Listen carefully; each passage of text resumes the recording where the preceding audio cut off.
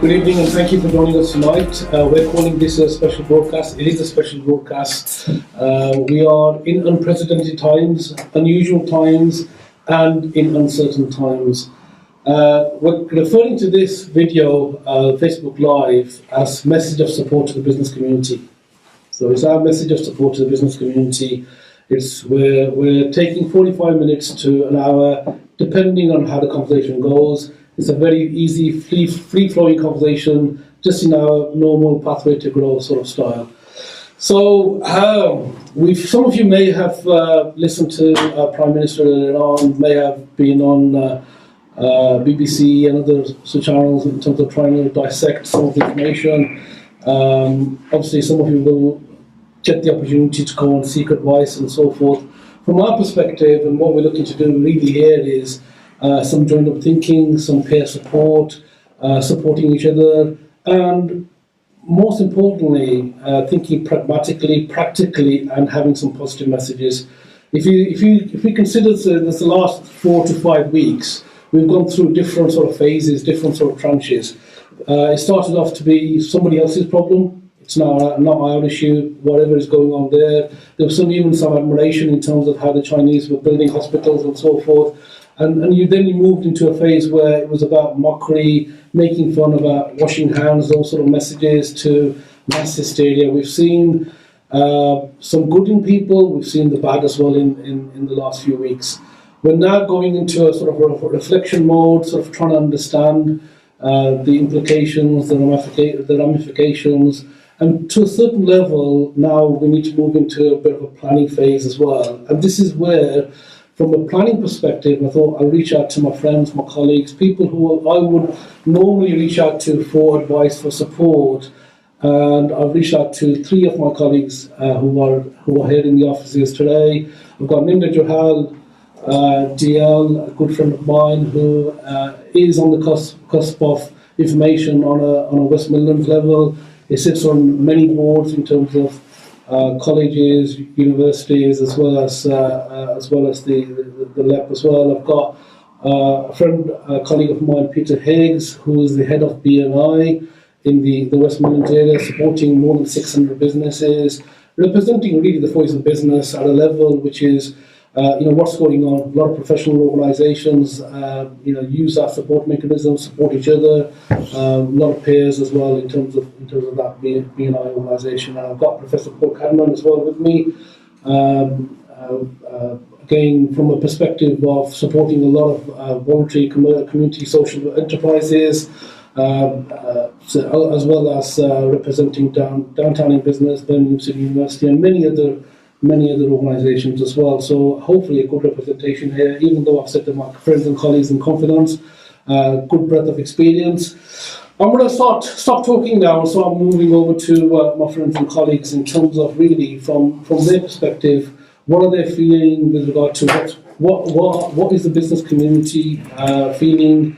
What's their perspective of how people are handling things? And if I could start off with your good self, Professor Paul. I think that it's bite-sized chunks of information coming from the government. So there's been some criticism of the government about not taking hold of things. I think Boris Johnson's doing a reasonable job.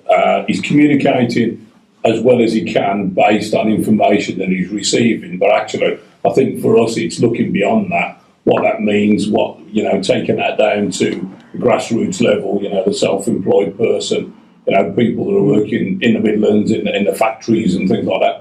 What's that going to mean? And I think for me, some of the outcomes of today, and I'll let Ninder go through what was discussed on the meeting, Boris Johnson's meeting today. We'll get it point by point. It's particularly interesting. So I look at that there was an online campaign, so it went forward, and he was talking about the entertainment industry and things like that. So there must have been 100,000 signatures to that, and the government's reacted to that.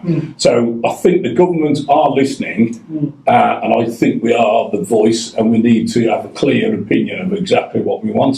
Some of the things that's come out today, without stealing Ninder's thunder, is quite interesting, quite supportive. But I think for me, it's like when you look at statutory sick pay, when does the company that's paying the sick pay get that?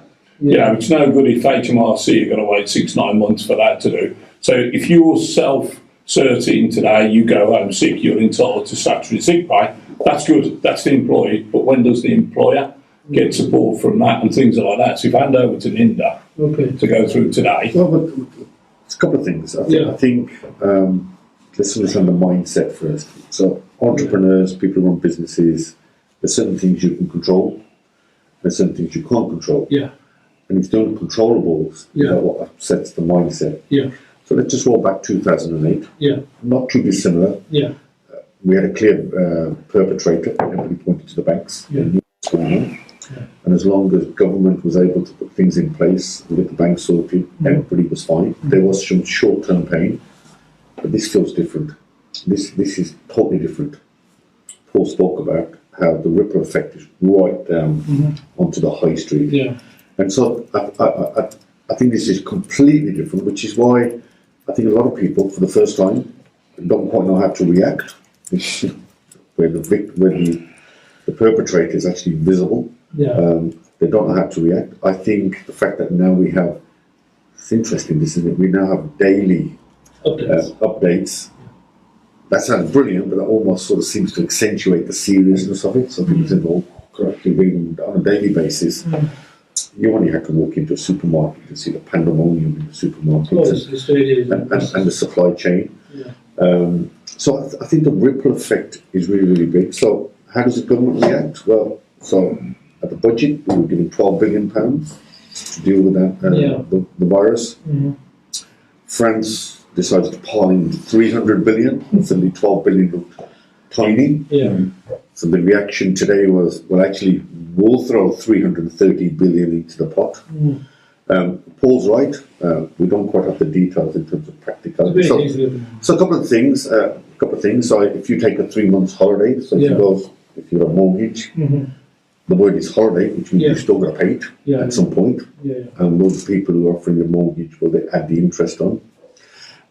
We've heard guaranteed loans, government guaranteed loans. They've been around in the past, but the banks have been reluctant to implement them. Yeah. Will the banks still look at your business plan before they rubber stamp it? What does a government guaranteed loan mean? In other words, who still makes the decision? Is it the bank? So I think those issues are still going to be there. Today I spoke to a number of people who said, actually, we've got zero money coming in. So how do they plan? People tell you he understands innovation and how you disrupt your marketplace. And I think now almost businesses are being asked to look at a clean slate. You actually start from scratch. The only problem with this is, which I think we didn't have a problem with 208. There's no end date, and I think that's the difficulty is how long do you plan for, and how do you plan for it. But I think there are ways around this. But I think businesses are finding themselves in a position they've never ever done before. Yes, definitely. So when they talk about unprecedented times, this is definitely unprecedented times. Don't you think that's a question for everybody here? The 2008, 2009, we've learned lessons from that.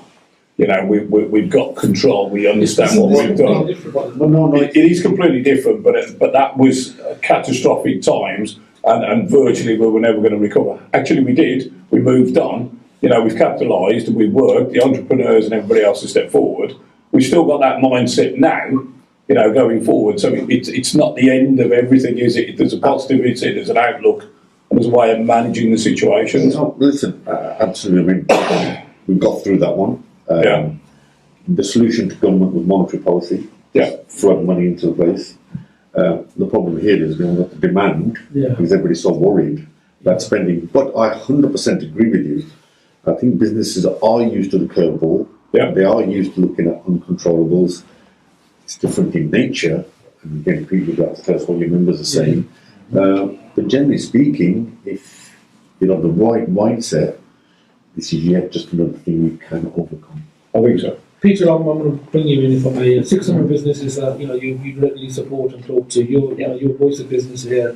Tell us what they're thinking. A little bit of from yourself.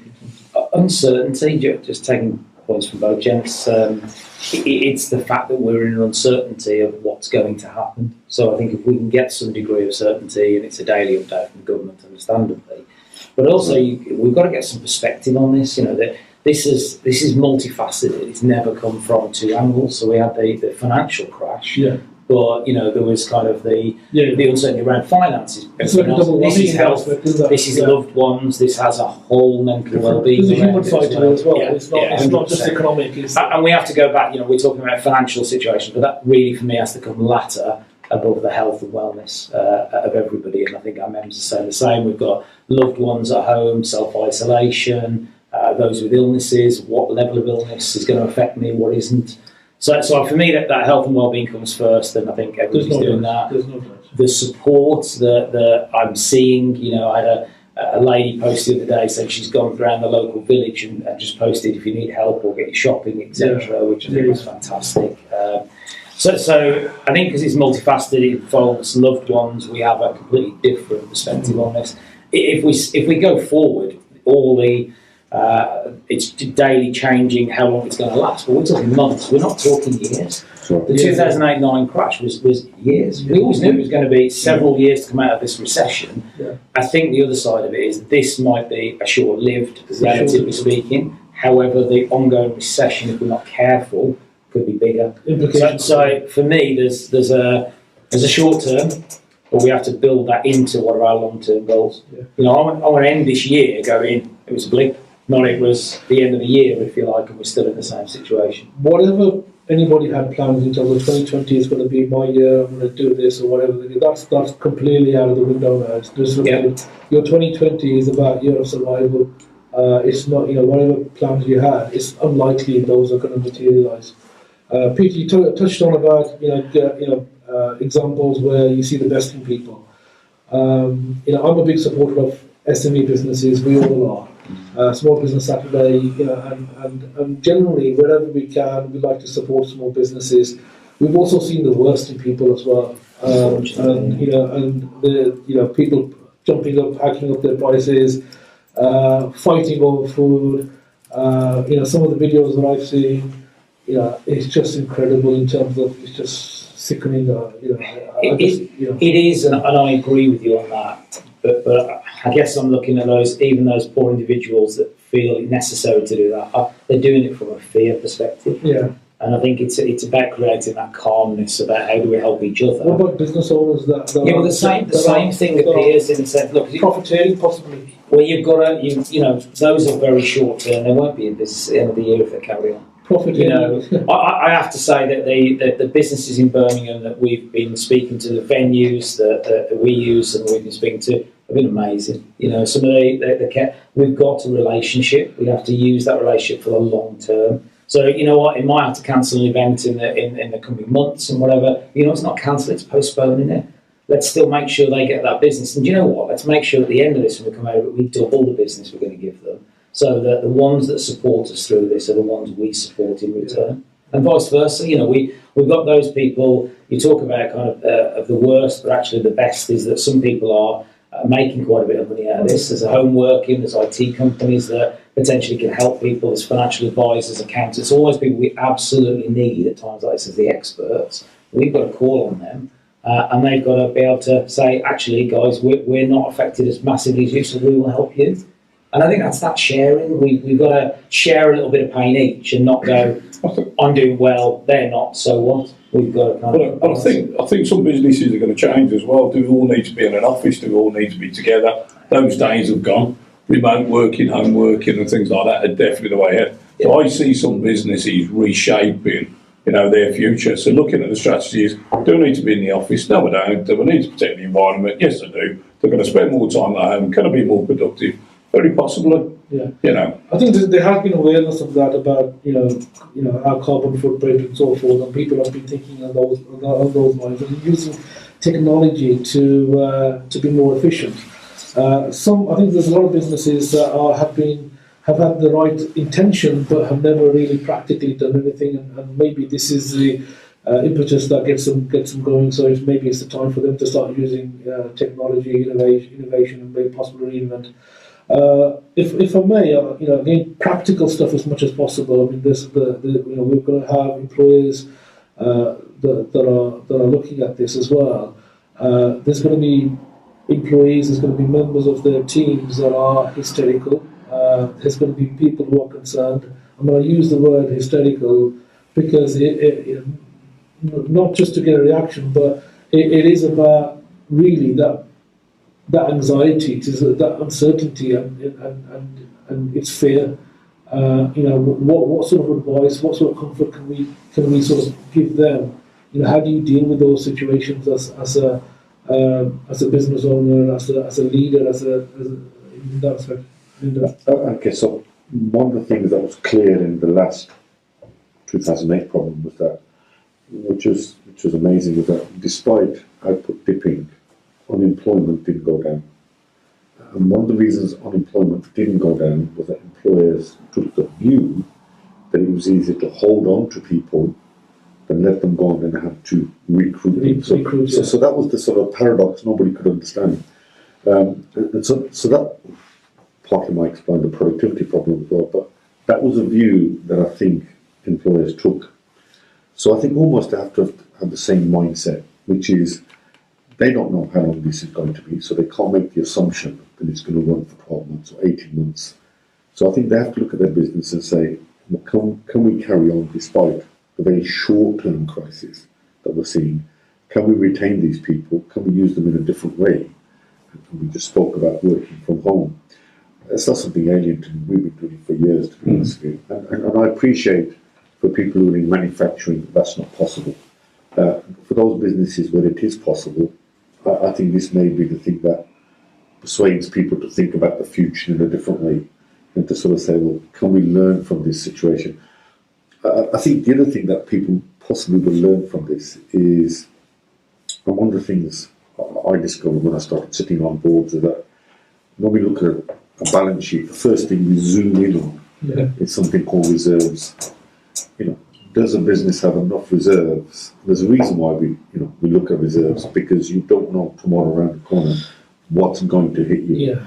So I think whilst I accept it's about people and finance, but I think this may force businesses, and it's good for society and for employees, for them to be a lot more understanding of the word reserves, have money on the side, because that then gives them security, gives their employees security, and it gives society security because then you've got businesses in for the long term.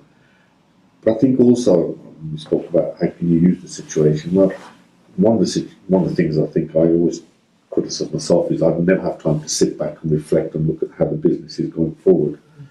And maybe you've got an opportunity now to scan the environment business and start thinking about that. And also possibly looking at the people you employ and looking at how best you can use them better going forward. So it's not all doom and gloom. There are always, sometimes you can use these situations to improve. I spoke earlier, I think innovation is going to be key to this. When you change what you're doing to adapt to the situation, your relationships is how deep they go, not how many you've got. So it's very much about how you can call on people, how you can help one another on both ways. And I get, we've got to look at the long term, and reserves are great if you're in a position to build reserves. There's so many businesses living on to now, trying to build a business, and that's the nature of our innovators are our best assets, but actually they're still trying to build their business. So it's lovely to say, I'd like to put reserves, but we've got to pay the bills somewhere. There's so many businesses in that situation, we've got to say, look, how can we innovate to a way that we can support them? The other thing that I was very lucky in the recession, 2008-9, I was in a business where it was needed, if you like. It was finance. I was in leasing at the time. And the reality of that is what we did is we spent double on the marketing because you get more bang for your buck, is the saying. So the reality is there are less people spending on marketing because they're cutting back on those costs. Where you spend, you're getting double the exposure. So there are some businesses where you can utilise this as an opportunity for the long term and where those businesses have got reserves. And actually by doing that, you're supporting some of the small local businesses that haven't got the reserves to get ready for when we're out of this in a few months' time. I hope it is just months. I fully concur with you there, Peter. But I think there's going to be a lot of individuals who are sort of going to be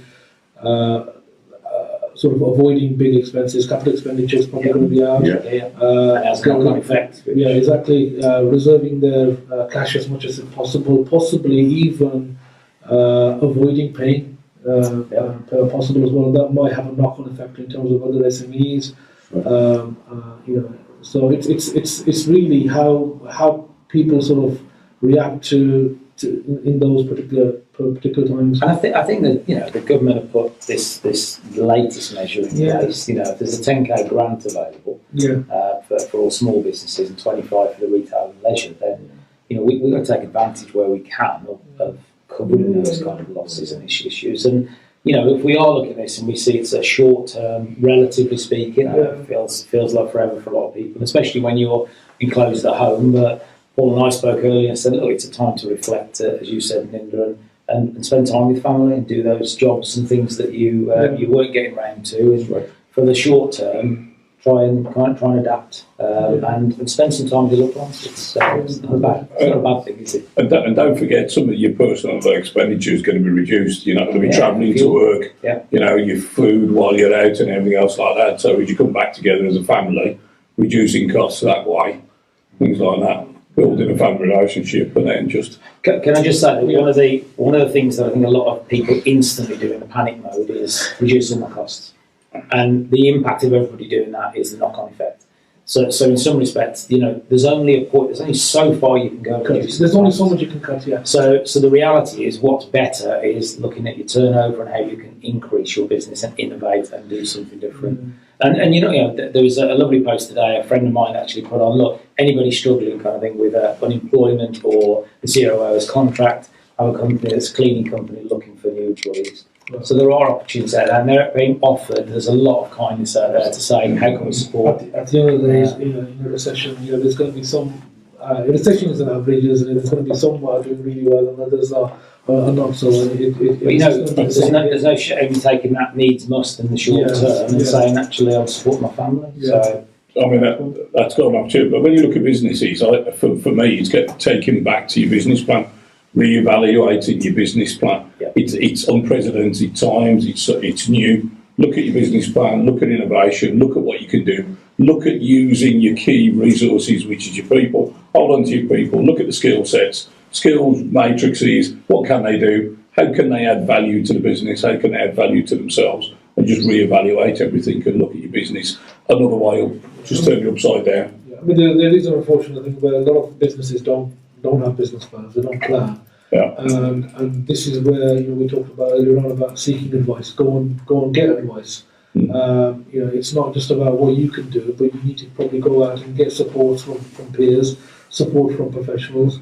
This is there's a lot of measures there, but it's for you to go out and talk to people. It's talking to professionals. So Peter made a point about speaking to the accountants.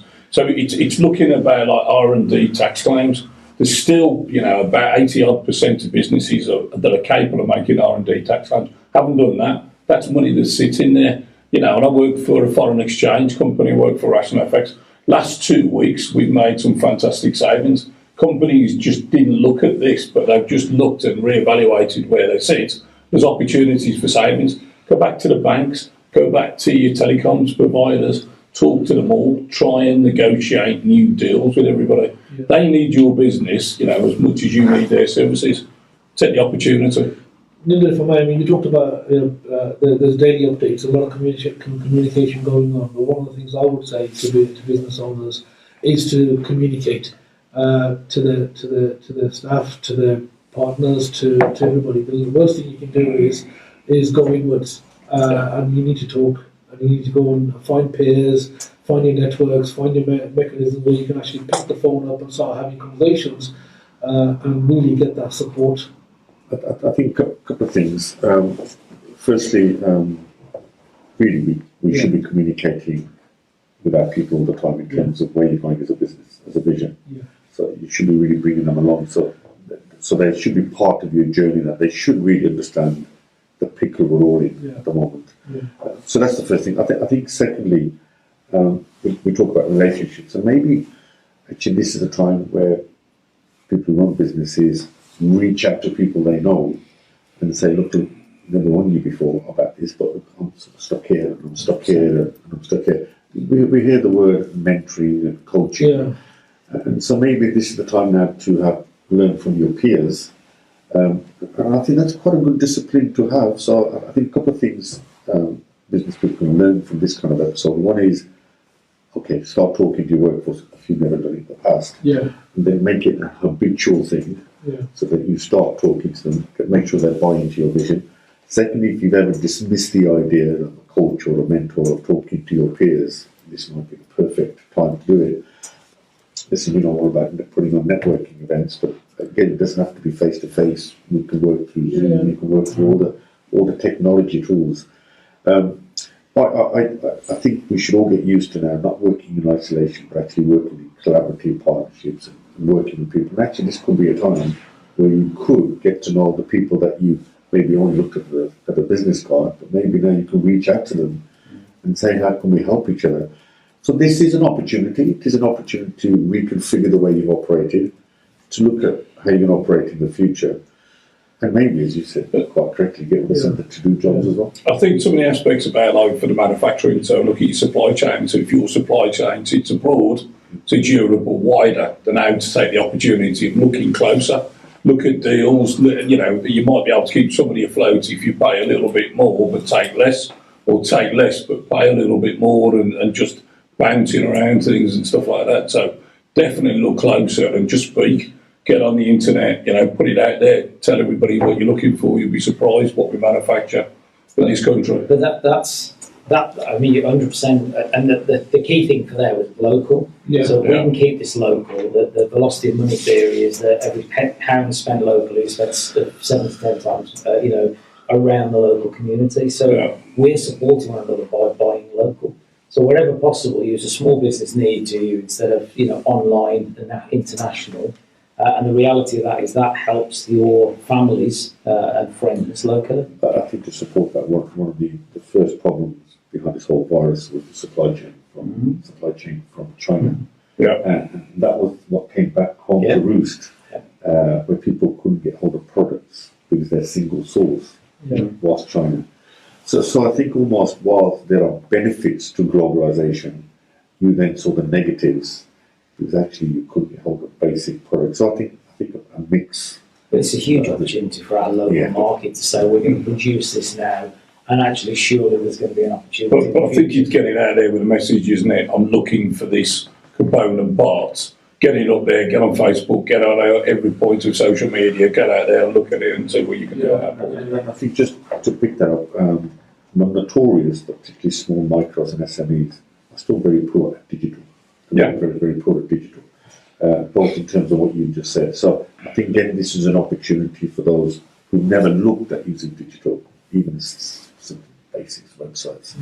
I think this is the time for them to start reorientating, start asking themselves, this is a new world, this is an opportunity, this is what we should be doing. And also it's a great way that can encourage their workforce to communicate with them as well. And that's the question you asked at the outset. So that there are a lot of opportunities here, lots of opportunities. And somebody always says, I don't know who came up with the line, wasn't it, never waste a crisis? Well, here's an opportunity to flip it the other way and actually try and see how you can maximise.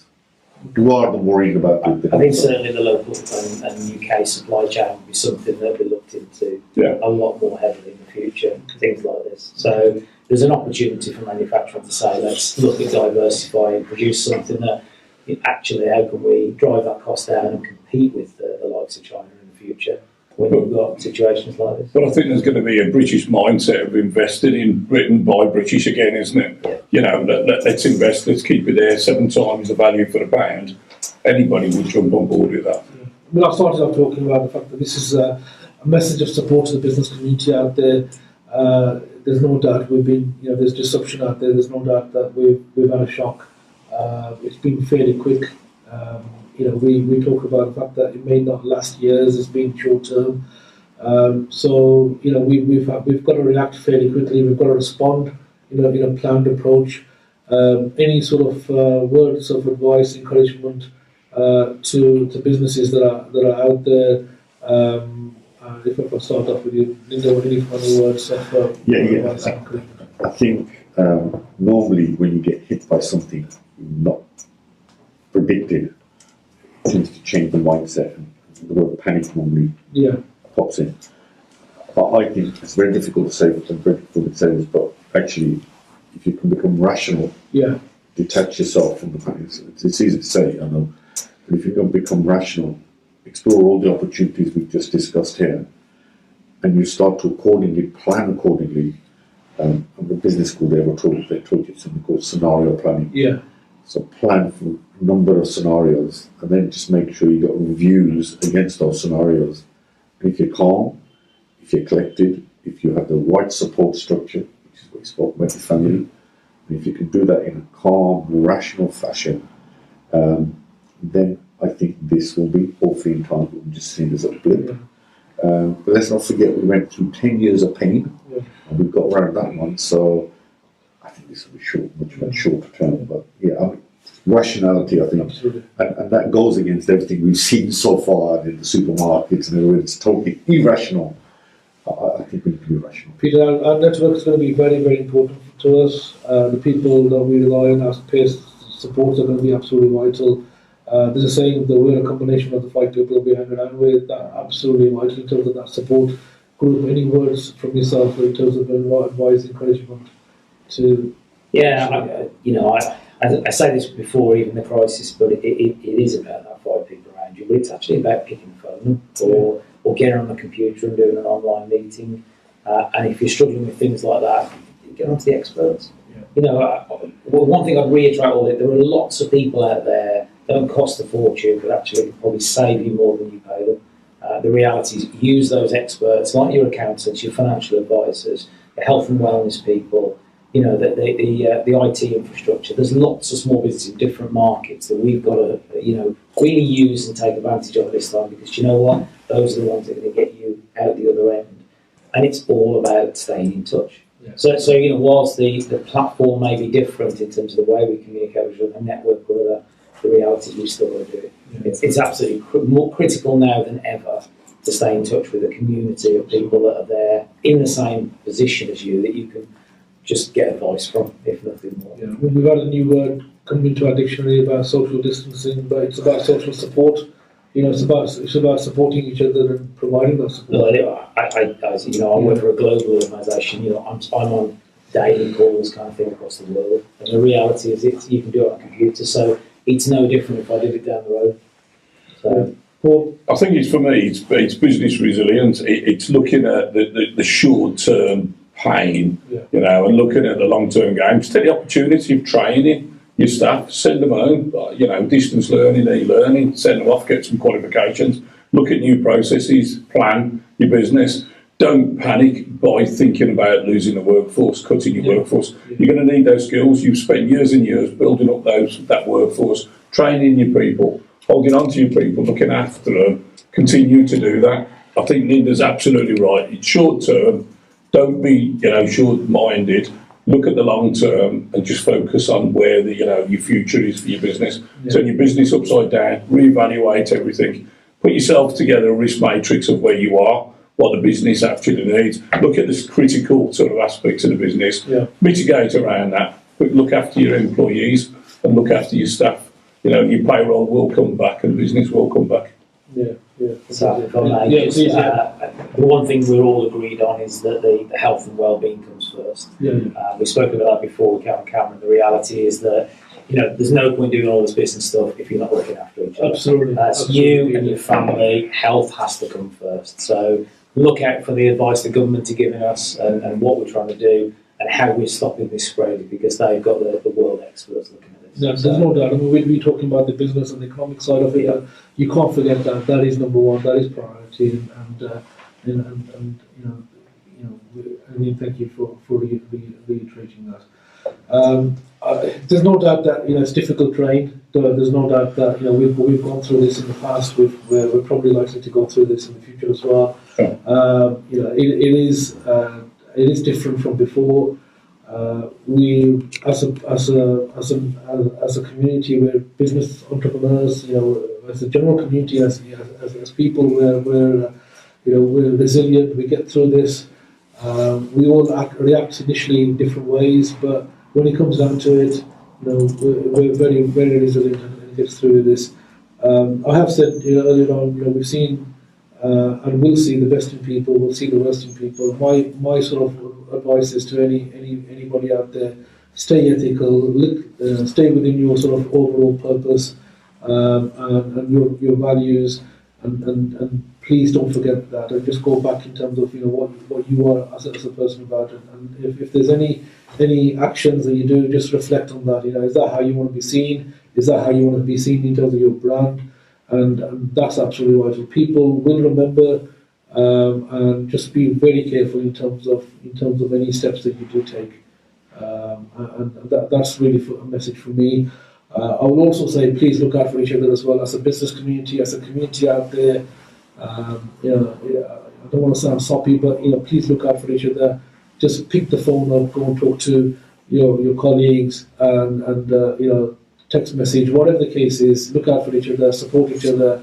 And again, once again, to my colleagues, to my friends, to my mentors here, thank you so much for coming over. Thank you so much for sharing your words of wisdom, and thank you so much again for your encouragement to the community. Thank you so much.